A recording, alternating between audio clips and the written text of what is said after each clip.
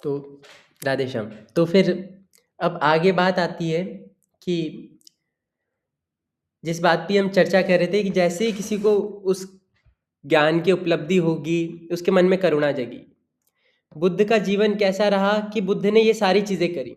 जैसा उन्हें गुरु ने बोला, उन्होंने सारे गुरु का सारा कार्य कर दिया।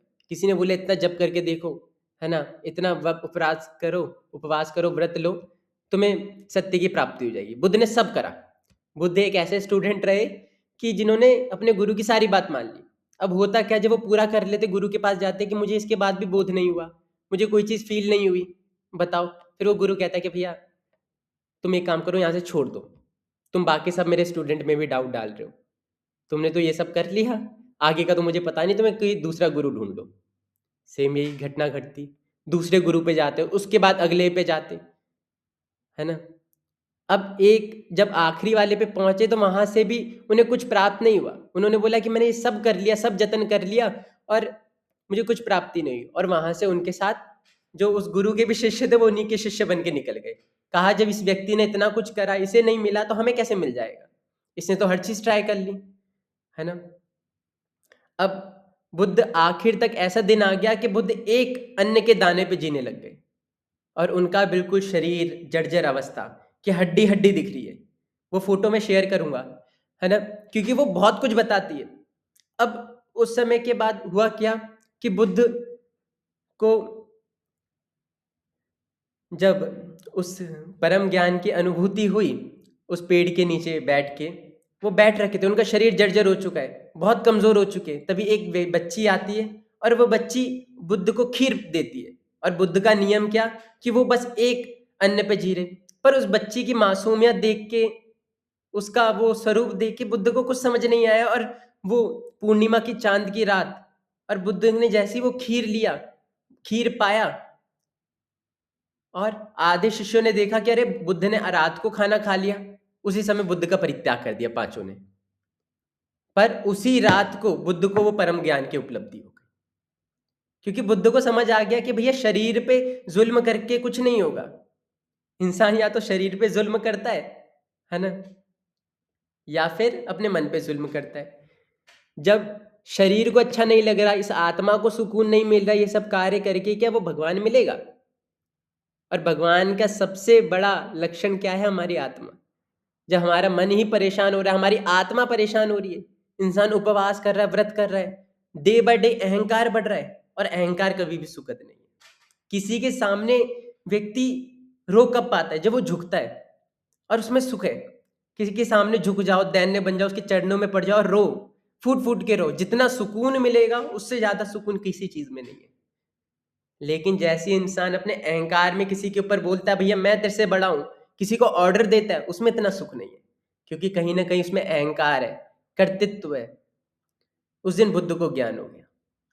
बाकी सब ने उन्हें छोड़ा कि अरे इसका तो पथ भ्रष्ट हो गया, बुद्ध तो गए, गौतम तो ये गया। गौतम ने सोचा कि चलो इन लोगों के पास जाते हैं, इनका उद्धार करते। जब मेरे पास कुछ नहीं था, जब मेरे पास इनको देने के लिए कुछ नहीं था, तब ये लोग मेरे साथ रहे। और वो निकले। उन पांचों ने डिसाइड करा कि देखो दूर से बुद्ध आ रहे हैं, लेकिन कोई झुकना नहीं, कोई प्रणाम निवेदन मत करना, कोई कहना मत कि यहाँ पे बैठ जाओ। ऐसा ही हुआ। लेकिन जब बुद्ध वहां पहुंचे, तो अपने आप एक एक करके वो सारे उन्हें प्रणाम निवेदन करने लग गए, अपने आप। बुद्ध ने बोला ये तो तुमने डिसाइड नहीं करा था, पर तुम मेरे सामने क्यों झुक गए? तुमने तो डिसाइड करा था, तो मेरे सामने मुझे प्रणाम भी निवेदन नहीं करोगे? उन्होंने बोला ये हमने प्रणाम निवेदन नहीं करा, क्योंकि हम तो सोच के बैठे थे कि आपको प्रणाम नहीं करना। हम अपने आप झुक गए आपकी उस तत्व का दर्शन करके, क्योंकि सत्य की अपनी एक अलग पहचान है, सत्य की एक अपनी अलग बोली है। पर सत्य को स्वीकार हर कोई नहीं कर पाता, क्योंकि सत्य इंसान को झंझोड़ता है, उसे सोचने के लिए मजबूर करता है कि यार सच में जिसको मैं ज्ञान समझ के बैठा हूं, जिसे मैं उजाला समझ के बैठा हूं, कहीं वो अंधकार तो नहीं। जब संशय पे संशय होने लग जाए। श्रद्धा बहुत अच्छी चीज है, इसीलिए सत्य की खोज में, ज्ञान की खोज में बात करी गई श्रद्धा। एक ओनली उसमें प्रीरिक्विजिट आई कि श्रद्धा होनी चाहिए। ठाकुर जी भी गीता में कहते हैं संशयात्मा विनिश्यति, जिसके मन में संशय है, डाउट है। और कैसा डाउट? कह रहे भाई मेरे से बढ़िया कोई हो सकता है, मेरे से ज्यादा ज्ञानी कोई हो सकता है? नहीं नहीं, ऐसा पॉसिबल ही नहीं है। और जीवन भर इसी अंधकार में व्यक्ति रहता है। किसी बूढ़े व्यक्ति को आप समझा नहीं सकते कि आपने जितनी भर चीजें ये सब करी, पूजा पाठ से कुछ नहीं होने वाला। उनकी विधियां भी बस भगवान के सामने घंटी बजा दी, और बाद में पोतों की टेंशन है, पोतों की शादी करवानी है। होता है ना बुड्ढों में कि अरे अब फलाने की शादी हो जाए तो बस हम तो सुखी हो जाएंगे, शादी हो जाए। शादी हो गई, अरे हम मर जाएंगे, बस पोते का मुंह देख लें। मतलब सोचने वाली बात है कि इंसान कहाँ पे फंसा हुआ है, कहाँ पर उसे चीजों ने फंसा रखा है। तभी कबीर ने ये बात बोली कि जब मैं भूला रे भाई, मेरे सतगुरु जुगत लखाई, क्रिया कर्म आचार्य में छाड़ा, छाड़ा तीरथ नहाना। और जब व्यक्ति जग जाता है तो उसके लिए क्या तीरथ, जहां पर वो है वही प्रकट वृंदावन है। वृंदावन कोई बाहर की अवस्था नहीं है, वृंदावन हृदय की अवस्था है। जब श्यामा श्याम विराजमान हो, जब हृदय में आनंद हो, जब हृदय सदा वसंत में डूबे, जब कण कण में उसका दर्शन हो, जब वो चांदनी रात श्याम सुंदर की वो मनोहर रास की स्मृति दिला दे, वो पूर्णिमा की रात श्याम सुंदर की याद दिला दे। वाला गाना है ना, किछु दिन मने मने, किछु दिन मने मने घरेर कोने, श्यामेर पीड़ित रात गोपने। किछु दिन मने मने, कि कुछ दिन बस कैसा करना है, घर के कोने में, ताकि कोई पहचान न सके। और मन ही मन में प्रीत लड़ानी है। शाम के जखन पड़बे मने, छाई कालो मेघेर पने, कि जब वो ऊपर मेघों का दर्शन हो और अचानक से नेत्र भर आए कि मेरे श्याम सुंदर का भी रूप लावण्य ऐसा है। और तभी उसी समय आंसू मत बहा देना, जहाँ आग जल रही है वहां पे जाके बैठ जाना। कोई आके पूछे भी कि किस लिए रो रहे हो, तो कहना ये धुआं आंखों में चले गया। प्याज काटने लग जाना कि अरे भाई प्याज काट रही हूं ना, या प्याज काट रहा हूं ना, तभी आंखों में आंसू आ गया। क्योंकि कोई समझेगा नहीं, लोग पागल कहेंगे। इसीलिए प्रकट इस हृदय में ही। तभी कहते हैं कि तीरथ नहाए एक फल, संत मिले फल चार, और गुरु मिले फल अनंत, कहे कबीर विचार। कि गुरु का मिलना इसीलिए खास है क्योंकि वो ये चीज दिखा देता है कि भैया तुम्हें भी भगवान की प्राप्ति का, तुम्हारे अंदर भी वो कला है, तुम भी पा सकते हो, तुम इस अंधकार से निकल सकते हो, तुम सत्य की प्राप्ति कर सकते हो, तुम सत्य खुद हो सकते हो। बीज को अगर कोई देखे, है ना, बीज को अगर हम देखें तो कोई व्यक्ति कह नहीं सकता है कि ये इतना बड़ा पेड़ बन सकता है, पर उसमें संभावना है, उसमें चांसेस है कि वो पेड़ बन सकता है। उसी तरीके से आत्मा में चांसेस है कि वो परमेश्वर में मिल सकता है, वो उस परमेश्वर तत्व को प्राप्त कर सकता है ना। तो तभी उन्होंने बोला कि अब तो तीरथ वीरथ की भी मुझे नीड नहीं है, अब मैं इन सारे झंझटों से मुक्त हुआ, मेरे गुरु ने कृपा करी, अब मुझे जग भाया।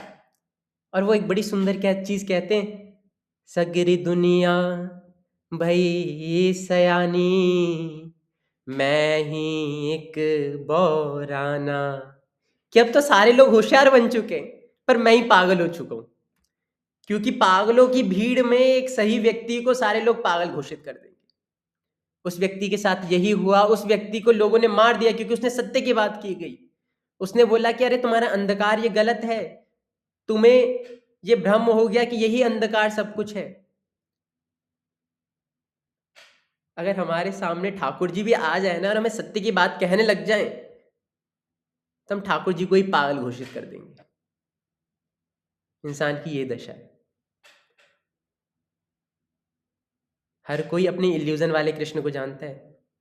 जो वृंदावन के कृष्ण को जानते हैं वो मथुरा के कृष्ण को एक्सेप्ट नहीं कर रहे, वो कुरुक्षेत्र के कृष्ण को एक्सेप्ट नहीं कर रहे। जो कुरुक्षेत्र को जानते हैं वो वृंदावन के को एक्सेप्ट नहीं कर रहे। दोनों ही मूर्ख हैं।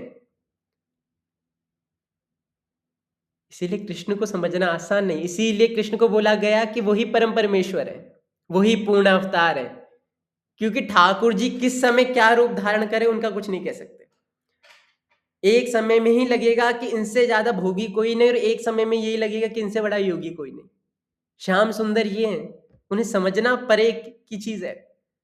पर जिसके जीवन में श्याम सुंदर आ जाए, श्याम सुंदर का वो भाव घट जाए, तब मजा आता है। और ये ज्ञान प्रेम संग संग चलता है, क्योंकि अगर असली प्रेम की नाव में इंसान चढ़ेगा तो उसे सारा ज्ञान मिल जाएगा, और असली ज्ञान की नाव में चढ़ेगा तो उसे सारा प्रेम मिल जाएगा। इसीलिए उसने बोला कि अब तो मैं ही मूर्ख बन चुका हूं, पूरी दुनिया सयानी हो चुकी है, हर कोई मुझे आके ज्ञान देता है, हर कोई मुझे समझा रहा है। पर देखा जाए तो समझदार वही है, समझदार वही है। फिर आगे क्या बोले, ना मैं जानू सेवा बंदगी, ना मैं घंटा बजाई, ना मैं मूरत धरी सिंहासन, ना मैं पुष्प चढ़ाई। कि मैंने मंदिर में पूजा नहीं करी, मैंने घंटा नहीं बजाया। देखा होगा ना, लोग जाते हैं मंदिर में घंटा बजाते हैं, और कई लोग तो जोर जोर से बजाते हैं कि नाथ अगर तुम सो रखे हो तो देखो मैं आ गया हूं, मैं पहुंच गया हूं, मेरी एंट्री हो चुकी है। और आधे लोग घंटा क्यों बजा रहे हैं उन्हें खुद नहीं पता, पर भीड़ बजा रही है। ये चीज मैंने पर्सनली देखी थी, वहां पे घंटा था, कोई बजा के नहीं जा रहा था, मैं गया, मैंने एक बार घंटा बजा दिया, मैं निकल गया। उसके बाद जितने गए वहां पे घंटा बजा। और ये चीज आप खुद एक्सपीरियंस कर सकते हो कि किसी मंदिर में जाना, किसी जगह माथा टेक देना जहां पर कुछ भी ना हो, अब जो जो आपको देखा होगा वो सारे वहीं पे माथा टेकेंगे। ये भीड़ है, भीड़ भीड़ बना देगी और निपटा देगी। इंसान की इतनी बुरी दशा है, सोच रहे हो। कबीर इसी दशा को देख के रोता है कि इंसान कहाँ फंस रखा है, कहाँ इस दुख में फंस रखा है, कहाँ इस जंजाल में फंस रखा है। और उन्हें दया इसीलिए आती है कि जो उन्होंने सहा अब औरों को सहना ना पड़े, कोई एक आए, कोई एक तर जाए। बुद्ध को भी जब ज्ञान की प्राप्ति हुई तो कहते हैं बुद्ध 7 दिन तक कुछ नहीं बोले, कहते हैं देवता आ गए, देवताओं ने बोला कि अरे आप नहीं बोलोगे तो कैसे चलेगा। उन्होंने बोला कि अरे जिसको पाना होगा वो वैसे ही पालेगा, और जिसको नहीं पाना होगा तो मैं जाके भी क्या कर लूंगा, उसे क्या समझा दूंगा, उसे क्या ज्ञान दे दूंगा। तो बाकी सारे देवताओं ने बोला कि पाने में आपने बिल्कुल सही बात करी कि जिसे पाना होगा वो कुछ ना कुछ टाइम में पा लेगा, जिसे नहीं पाना होगा उसे आप नहीं दिला सकते। पर उसके मध्य में भी तो कुछ है, क्या पता आप एक को बदल दो। और इस संसार में एक बदलना बहुत बड़ी बात है, किसी को सच में ज्ञान उपलब्ध हो जाना बहुत बड़ी बात है। और ये बात तो सत्य है कि गली गली गुरु फिरे कि मुझसे दीक्षा लो, और फिर नरक जाओ कि स्वर्ग जाओ मुझे दक्षिणा दो। और आधे गुरु आपको इसी चाल में फंसा देंगे कि भैया मर के मैं तुम्हें ले जाऊंगा गोलोक, मैं तुम्हें ले जाऊंगा निकुंज, पर जीते जी तुम माला करते रहो, भले ही उस माला में स्वाद ना आए। अगर उनसे सच में कोई पूछ ले कि गुरुजी हमने इतने माला कर लिया अबे कुछ नहीं मिला, पर दिक्कत यही होती है कि शिष्य भी अधूरा है, गुरु भी अधूरा है।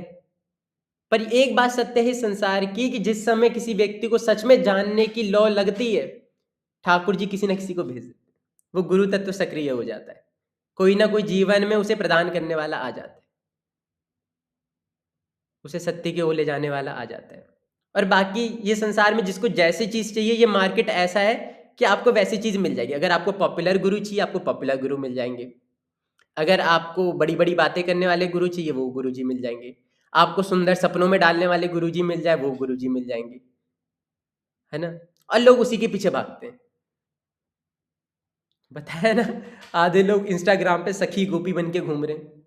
आपको लगता है इन लोगों ने कुछ पाया? नहीं पाया, प्रेम पाया ही नहीं जा सकता ऐसे एक दो कथा सुन के। ऐसी एक ग्रुप था भक्ति का ग्रुप, उसमें ये चीज थी कि वो 6 लोग भक्ति की बातें करते थे 6 दिन हफ्ते में, और 7वें दिन वो क्या करते थे, नॉर्मल आपस में बातें। अगर 6 दिन के पहले 6 दिन में अगर कोई पूछ लेता जी आपका इंट्रो है ना, तो वो पागल हो जाते थे कि भगवारे ये ग्रुप में ये सब बातें नहीं करनी, संसार की बातें नहीं करनी। और उनकी फिर वो 6 दिन की भगवान की बातें भी इतनी तुच्छी होती थी ना, उसी समय वो रोते थे कि हमें कुछ नहीं पता। और कोई जाके कह देता हाँ भाई बिल्कुल सही बात है, आपके पोस्ट से लग रहा है कि आपको कुछ नहीं पता, कह देता कि ये तो हमारा भाव है, ये तो हमारा भाव है, आपको नहीं पता, ये तो हमारा भाव है। भगवान ज्ञान से थोड़ी मिलते हैं, भाव से मिलते हैं, भावग्राही जनार्दना। तब दुनिया में सबसे, अगर किसी को पागल बना दे, डायरेक्ट बोल दो कि भाव है, डायरेक्ट बोल दो भाव है, भगवान भाव के भूखे हैं। पर अगर इस शब्द को ही अगर पकड़े, भावग्राही जनार्दन, भगवान भाव को स्वीकार करते हैं।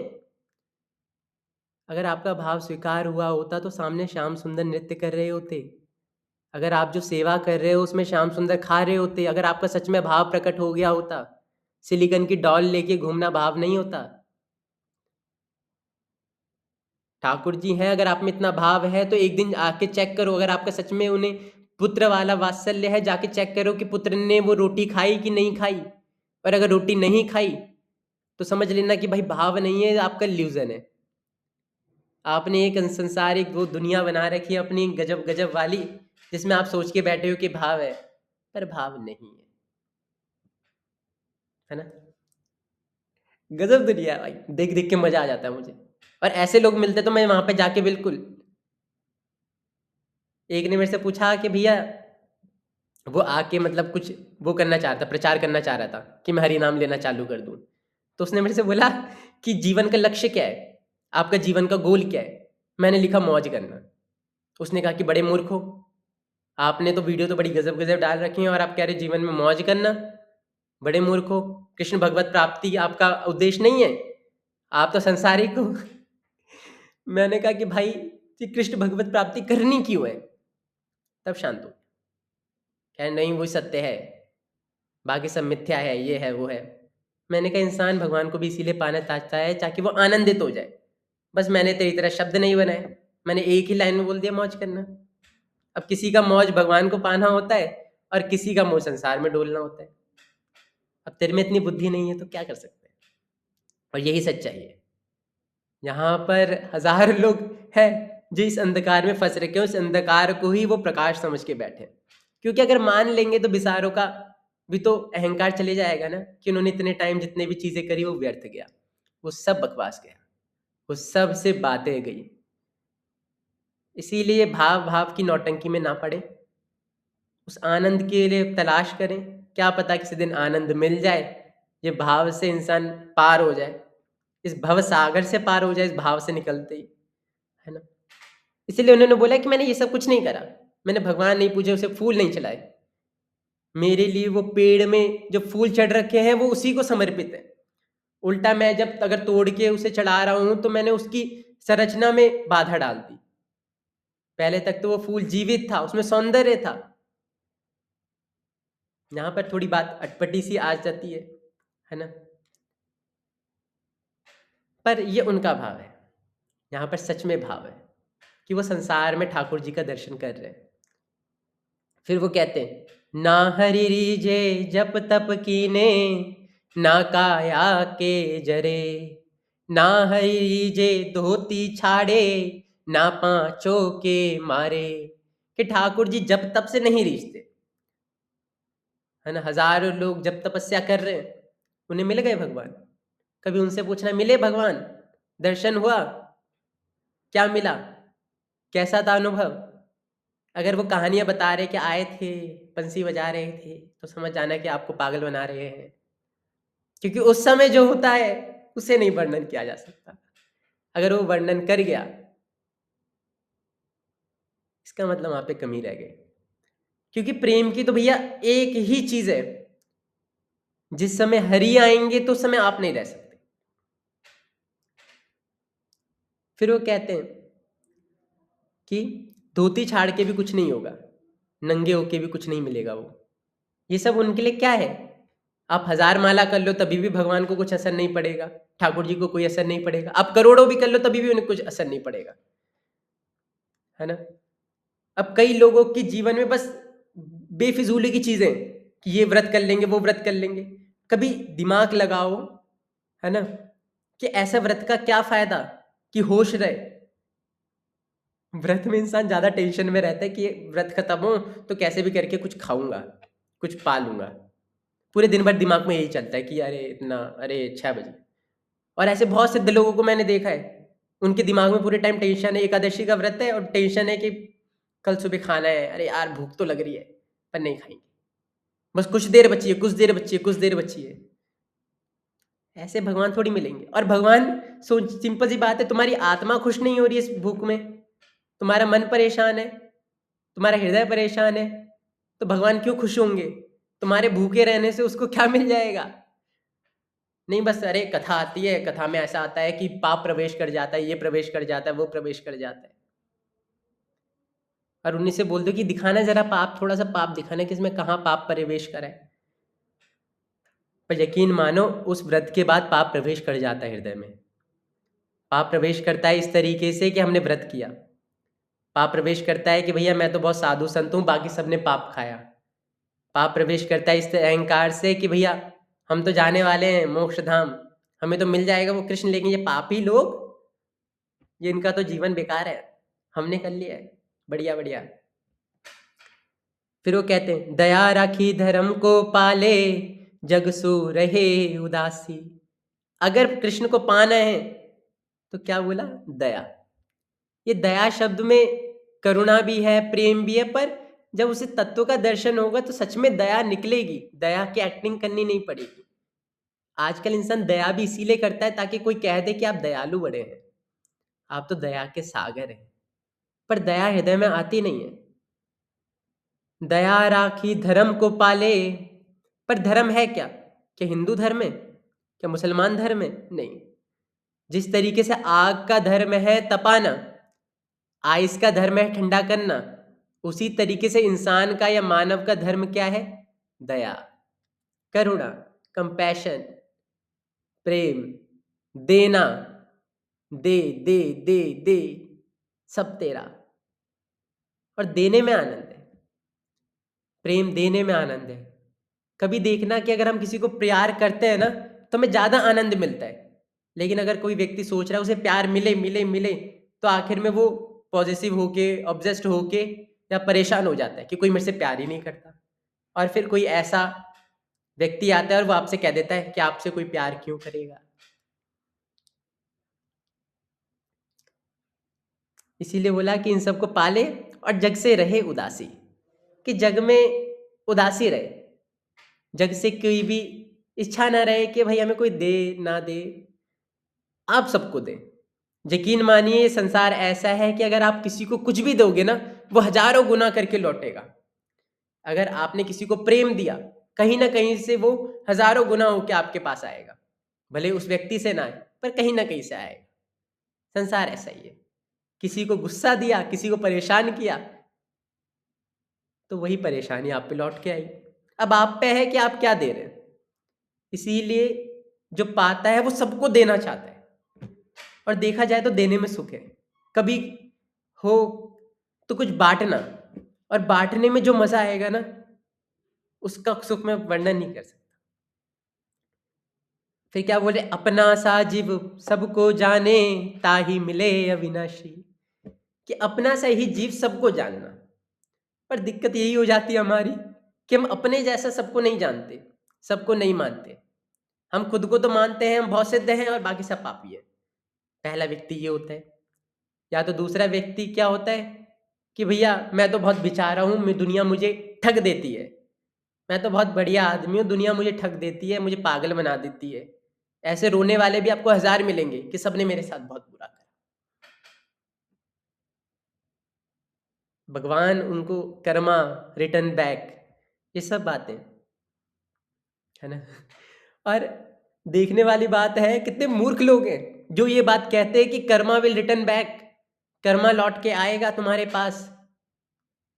वो ये बात नहीं सोचते कि शायद क्या पता उन्हीं के कर्म हो जिसके कारण वो रो रहा हो, है ना। और उस ज्ञान को ज्ञान नहीं बोल सकते जो आपको 2 मिनट में मूड स्विंग हो रहा हो। इंसान 2 मिनट में, हमारी हालत क्या है, हम 2 मिनट में बिल्कुल ऐसे परम ज्ञानी बन जाते हैं और 2 मिनट बाद हमारा मूड स्विंग हो जाता है, हम परेशान हो जाते हैं। जो व्यक्ति ज्ञान दे रहा है कि हमें धर्म में ये सब नहीं है, वो बाद में जाके खुद में ही उसके जीवन में दिखता है कि वो वही सब कर रहा है।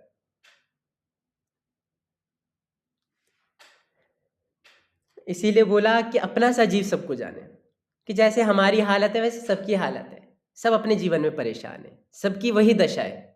और ये सब जान के ही तो करुणा आती है क्या ये भी व्यक्ति परेशान है? अगर मैं इस पे गुस्से से बोल दूंगा, क्या पता परेशान हो। और कभी देखना कि कभी रास्ते में चलना, किसी को बस एक स्माइल दे देना, उस व्यक्ति का दिन बन जाएगा, वो भी मुस्कुरा देगा। हमारे साथ भी कभी होता है कि कोई व्यक्ति दिख जाए, वो स्माइल करा, अचानक से मुस्कुराए, हम भी सोचते रहते हैं भाई क्या मुस्कुरा रहा है ये, अचानक से मुख में स्माइल आ जाती है। किसी का आनंद देख के हृदय में आनंद आ जाता है। हो सकता है कोई पैसे नहीं दे सकता, हो सकता है कोई कुछ ज्ञान नहीं दे सकता, पर ये स्माइल तो दे सकता है। किसी से वो दो अच्छे शब्द तो बोल सकता है। फिर वो कहते हैं, सहे कुसुबद बाद को त्यागे, छाड़े गर्भ गुमाना, कि कुसबद छाड़े, वो जो बातें किसी को बुरी लग सकती है वो छोड़ दे। ये नहीं कि सत्य ना बोले, सत्य बोले, पर इस तरीके से बोले कि सामने वाले को ज्यादा बुरा ना लगे, ठीक ठीक बोले। सत्य को बोले पर कुशबद ना बोले, फालतू की बातों में ना पड़े, फालतू की डिबेट्स में ना पड़े। और क्या बोला, छाड़े गर्भ गुमाना, और बोला सत्य नाम ताही को मिली है कहिए कबीर, कि इसके बाद सत्य नाम मिल जाता है। उस नाम का आनंद हृदय में आ जाता है, उस नाम का आनंद इस जीवन में आ जाता है। पर इसके मध्य में सबसे पहले दो शब्द बोले, गर्व और गुमाना। इंसान का अहंकार ही उसके जीवन में ज्ञान नहीं आने देता। क्यों? क्योंकि इंसान मानना नहीं चाहता कि वो कहीं ना कहीं उसने गलती करी है। और जिस समय मान जाता है उसी समय उसके जीवन की प्रभाव बदल जाती है, उसके जीवन में अलग आनंद चालू हो जाता है, उसके जीवन में अलग प्रभाव चालू होने लग जाता है। इसीलिए लिविंग पर्सन का जरूरी है कि कोई जिंदा व्यक्ति जीवन में हो। मरे तो बतेरे हैं, मरे की बातें सुनोगे तो वह बातें जड़ हो चुकी है, वो वही डंडा हो चुका है कि जिससे इंसान सोच रहा है कि इससे अपने आप लोग जाग जाते हैं। पर वो ये बात भूल जा रहा है कि जिस डंडे को पकड़ के किसी ने जगाया था एक बार, और जागा व्यक्ति ही जगा सकता है ना। और ये गुमान जाता नहीं, अहंकार जाता नहीं। पर ये सत्य की झलक ऐसी है कि अगर हम बात करें, हमने इतनी सारी बातें तो कर ली है ना, कि ऐसे होता है वैसे होता है, पर अब मेन चीज पे आते हैं हम, कि अगर हम कैसे माने कि हमारे जीवन में सच में प्रेम आया या हम भाव की नौटंकी में हैं, है ना, तो आप उसकी चर्चा करें।